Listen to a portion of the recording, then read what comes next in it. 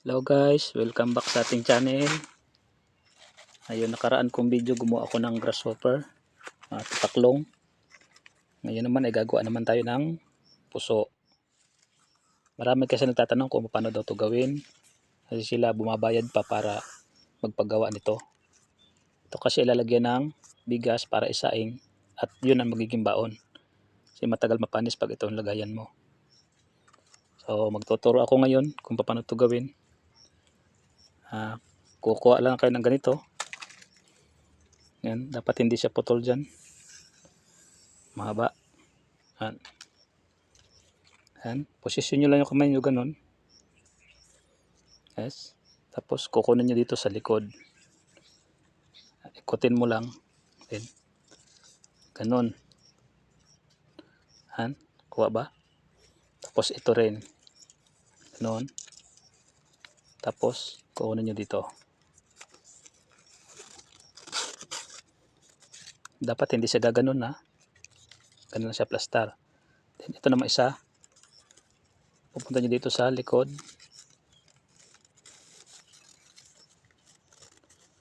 Then papasok nyo doon sa gitna. Okay. Ngayon, pag ganito na siya, itong una, iikot nyo doon sa likod. Papasok nyo doon sa gitna. Yan. Pag napasok nyo na, titingnan nyo to. Diyan nyo siya isasabay. Ayan. Sabay nyo dyan siya.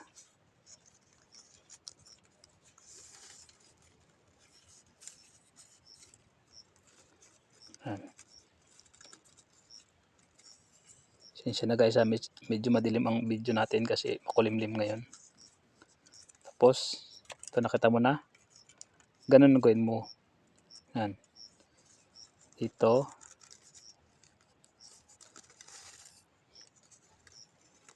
Okay. Sana masundan nyo guys. Kasi medyo nakakalito to. Diba? Forma na siya, forma na. Ayan. Ito namang isa. Ganun gawin nyo, isunod nyo rin dyan.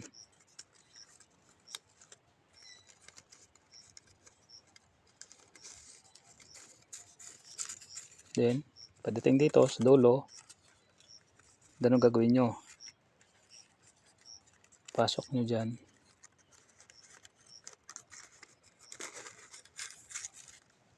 Okay. At dito.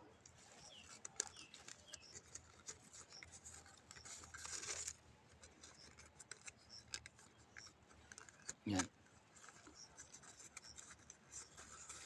Kung nahirapan kayong sundan yung video, pwede nyong screen record para mapanood nyo ng paulit-ulit.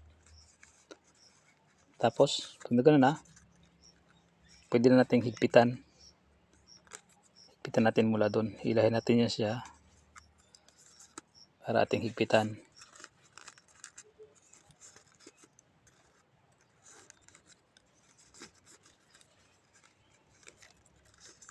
Simple lang siya gawin guys.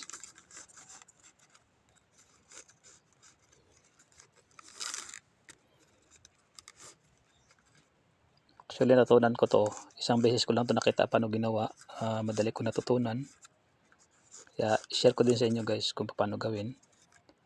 Kasi talagang maraming nagtatanong. Yung iba nga malalayo pa. Pumupunta doon sa bahay namin para magpagawa. Ito, pag natutunan nyo itong gawin, kayo lang gagawa. Okay, hindi pa higpit yung kabila.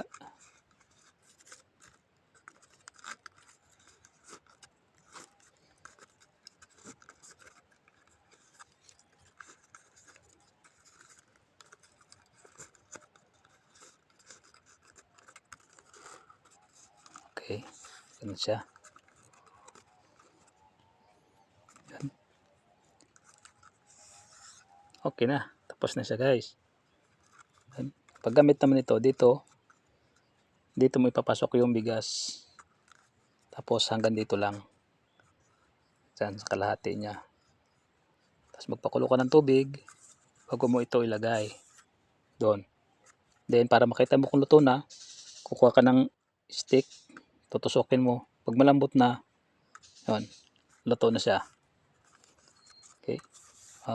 So, yun lang guys. Maraming salamat. Sana may natutunan kayo sa tutorial na to.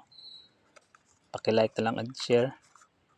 Salamat guys. Bye-bye.